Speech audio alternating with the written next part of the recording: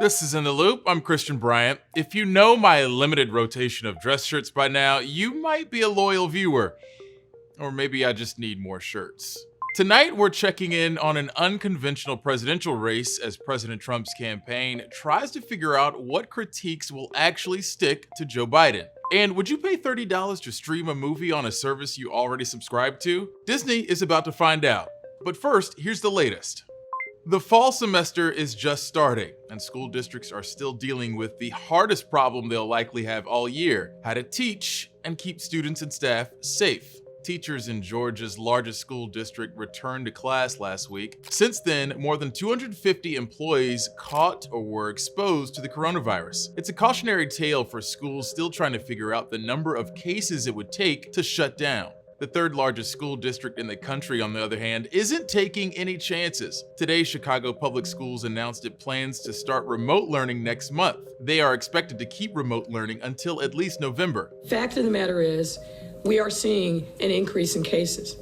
Combined with the trends that we're seeing, the decision to start remotely makes sense for a district of CPS's size and diversity. And in Arizona, the governor wants in-person learning by August 17th, but the state is still trying to get coronavirus cases under control. In an interview with Newsy, we asked the governor how parents and teachers are supposed to feel confident going to class. In terms of in-classroom instruction, we're leaving that to the local superintendent, the local principal, but there's going to be flexibility and options for parents and teachers regardless of their situation. In a controversial move, one school district in the state turned its schools into childcare services. For a weekly fee, parents can drop off their kids from 6 a.m. to 6 p.m. The learning is still online, but the kids will be put in a classroom with a limited number of children.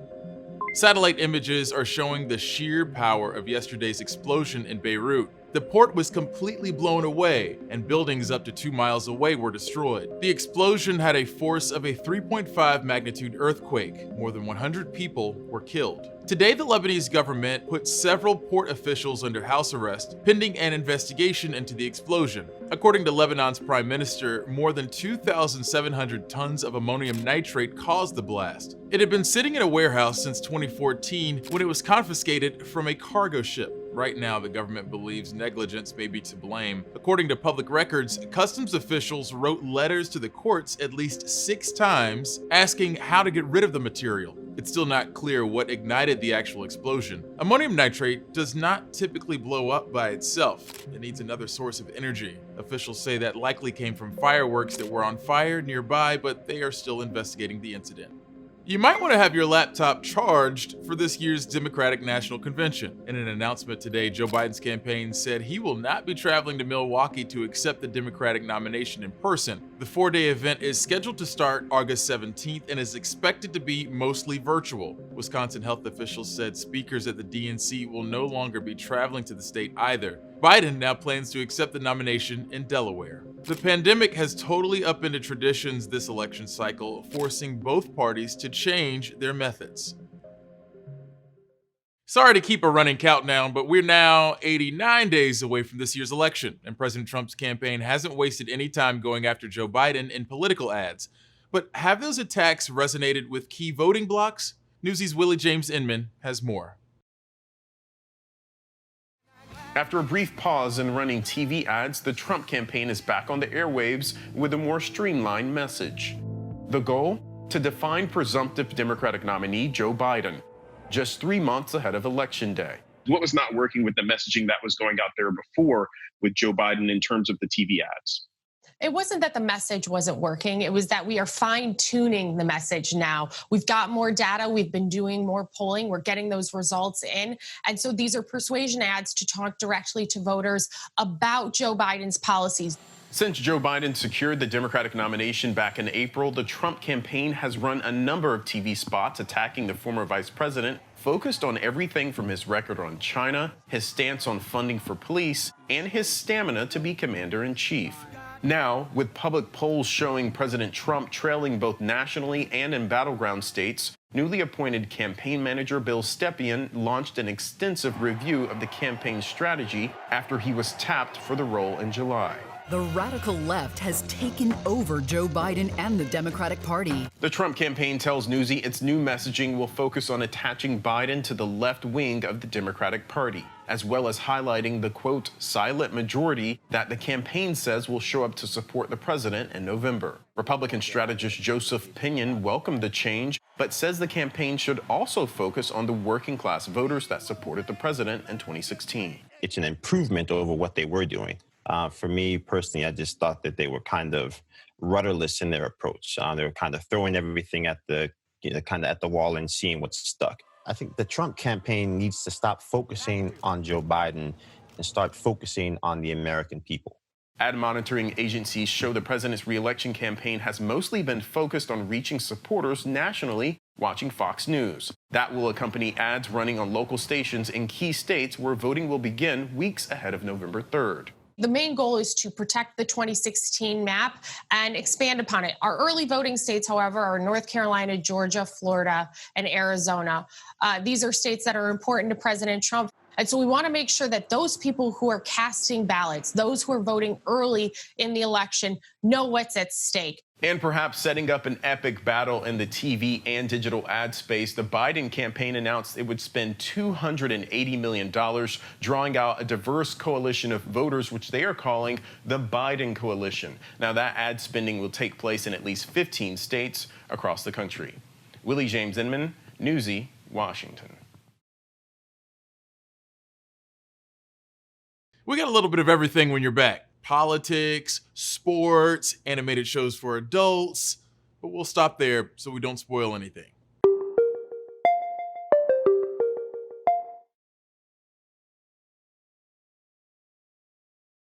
As the coronavirus has quickly spread across the world, a freeze on travel has the potential to reshape why people fly. This halt in traditional entertainment highlights how viewers and creators are coping together. Healthcare systems in the U.S. will need 3.5 billion masks. The economic damage looks very different on either side of the Atlantic. There are only about 117,000 beds nationwide. When can we get back to normal?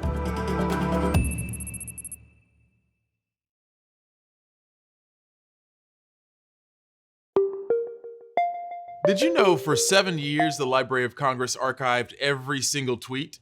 Even this one. But these days the Library of Congress is more selective, carefully choosing which tweets to preserve for the annals of history. So consider this list to be our nominations for today. Here's what's trending.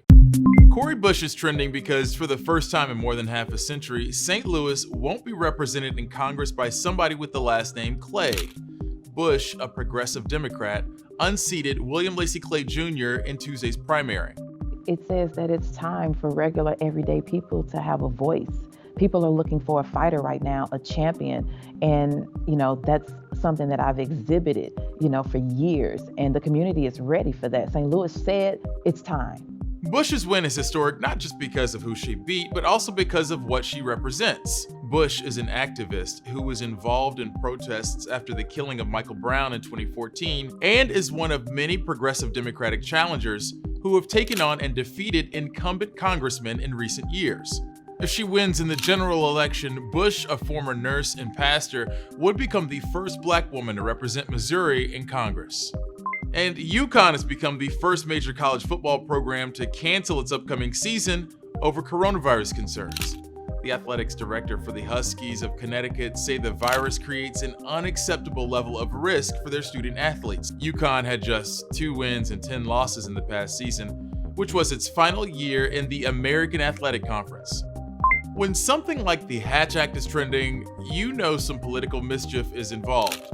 The Hatch Act is meant to prohibit federal employees from engaging in political activities while on the job. That includes the President of the United States, who now says he's considering making his keynote speech to the Republican National Convention from the South Lawn of the White House.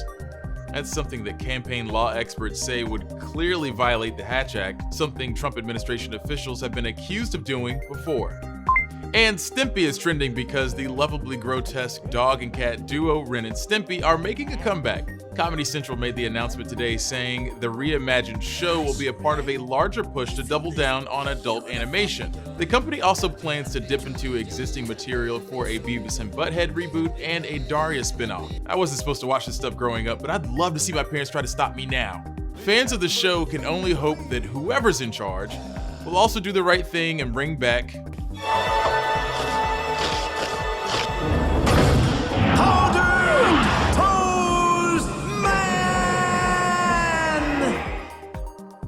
While we're still waiting to see what studios are going to do with some of the year's biggest releases, we're looking at you, Tenet. Disney has decided to forego theaters and offer up the live-action remake of Mulan on Disney+. It'll cost you $30, but that's how much I was planning on spending on Bunch of Crunch and adult beverages anyway. Newsy's Casey Mendoza explains what this move will mean for movie theaters still sidelined by the coronavirus. Every family must contribute one man to fight. By now, you've probably heard that Mulan won't be going to theaters in the US. We see this as an opportunity to bring this incredible film to a broad audience currently unable to go to movie theaters. With a budget of $200 million, Mulan is one of the most expensive movies to forego theaters because of the pandemic. Retelling the story of a young Chinese woman who disguises herself as a man to become a soldier, the live-action remake was originally supposed to be Disney's flagship summer blockbuster. We can't say exactly how much money Mulan would have made in pre-pandemic theaters, but we do know that Disney's 2019 remakes of Aladdin and The Lion King grossed more than $1 million each. Whether that box office success can translate into streaming success is gonna be a big question next month. For context, Trolls World Tour made more than $77 million in revenue for Universal Pictures. It was the first movie to go straight to streaming after the start of the pandemic. While we view this as a devastating situation for everyone affected, it has also forced us to consider different approaches and look for new opportunities. As the pandemic continues, these new opportunities are squarely focused on streaming and digital platforms. That's especially true for Disney, whose largest source of revenue comes from theme parks. But it's also true for the rest of the entertainment industry. Last month, AMC and Universal struck a deal to shorten the theatrical window and offer premium on-demand rentals after just 2 weeks. That's unprecedented for the industry. But with no clear future for movie theaters, some are already wondering if it's the new normal. Casey Mendoza, Newsy, Chicago. I'm going to plan my schedule around September 4th while you check out a few ads. Let's meet back here in just a moment. Every patient was a dollar sign. It wasn't about how well was the treatment done. It was about how much did you make on that treatment. On a personal basis, I've watched them drilling perfectly healthy teeth. I do not think I was an aggressive dentist. Losing your perfectly healthy teeth. How dare you try to do that to me? We're not really sure that Wall Street is the best place to make medical decisions for us. Nothing's wrong with making money. If you're doing it ethically, absolutely not.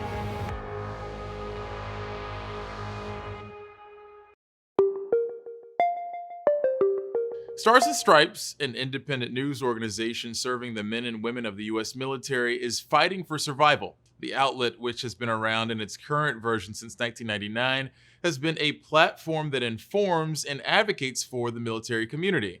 But it's in danger of having its budget cut entirely. Newsy's Mark Greenblatt reports on how a bipartisan group of senators is fighting to keep Stars and Stripes up and running. Stars and Stripes, the news organization which serves the U.S. military, is now fighting for its own survival. The Department of Defense wants to zero out its federal funding, about $15 million, a potential death blow to an entity that often scrutinizes Pentagon policies and exposes threats to troops deployed overseas. Look, when I was in Iraq under the George Bush administration, Stars and Stripes was talking about the lack of armor that was necessary. Their advocacy and their interest in that spurred Congress to act and actually fund us to have better armor. Former Marine and Congressman Ruben Gallego called the proposed cuts, first announced in February, inappropriate. In July, he convinced the House to restore funding, but then the Senate passed its defense budget with no funding. You know, what really happens if this passes, Stars and Stripes would just cease to exist. Today, Stars and Stripes has more digital subscribers than print, includes video operations, and even podcasts. In this episode, we're going to take a look at the cases of PFC Waddell and PFC Rosencrantz, both unsolved homicides. And for decades, its independence has been protected by Congress. In the midst of the coronavirus, its reporters revealed a DoD plan to keep open a military school for children of troops in Japan. The day after the report, DoD closed the school. I have high regard for the major newspapers and networks in the United States. Nobody else covered that story. Editor Terry Leonard says he doesn't believe the Trump administration is retaliating against any one story. I think it's a difference in philosophy about the value of independent reporting. The Pentagon told Newsy that the proliferation of alternative news sources could fill the gap for the military community, saying leaders throughout the department have a responsibility to make information fully and readily available for the men and women of the military. They're only going to get the command view of what they want to know. Do you really want to live in a democracy where the people, the troops don't have a free flow of information? And do you really believe some people in the command wouldn't want to shut down that information? But Newsy has learned bipartisan support to save Stars and Stripes is growing, including in the Senate. I'll work very hard to make sure that the spending does continue. Republican Senator John Bozeman's father served for more than 20 years in the Air Force and says the loss of reporting from Stars and Stripes would ultimately harm the welfare of our troops. They talk about housing in the military, all of these things that simply aren't going to be covered anyplace else. But are you a lone voice on the Republican side, or do you have colleagues who are with you? I'm not alone by any sense. I think we're actually in good shape working towards getting it in the Senate appropriations package. Stars and Stripes does a great job. They also ask tough questions, which we need to be asking. Mark Greenblatt, Newsy, outside Washington, D.C. If you're on Twitter, feel free to hit us up using the hashtag NewsyInTheLoop because selfishly, I like feedback. If Twitter isn't your thing, carrier pigeon or owl is also acceptable. Sure. Memes and cat videos are fun, but actual news might be a bit more useful. Follow Newsy on Facebook, Twitter, and Instagram to get straightforward, opinion-free news right on your social news feed.